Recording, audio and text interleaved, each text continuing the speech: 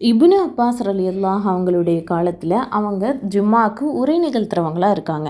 So அந்த சமயம் பாங்கு சொல்லக்கூடிய மாதின்ட்டு அவர் போய் பாங்கு சொல்கிறாங்க. தொழுகைக்காக ஜும்மாவுக்காக அழைக்கப்படும் போது ஹய்யா அல ஸலா, தொழுகையின் பக்கம் வாருங்க, ஹய்யா அலல் ஃபலா, வெற்றியின் பக்கம் வாருங்க அப்படின்றது தானே சொல்லுவோம்.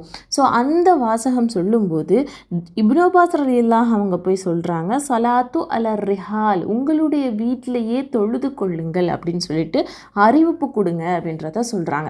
ஸோ பாங்கு சொல்கிறவர்கிட்ட இந்த வார்த்தையை இப்னு அப்பாஸ் ரலியல்லாஹு அவங்க சொல்கிறாங்க. என்ன வார்த்தை? உங்களுடைய வீட்டிலேயே, உங்களுடைய கூடாரங்கள்லேயே நீங்கள் தொழுதுக்கங்க.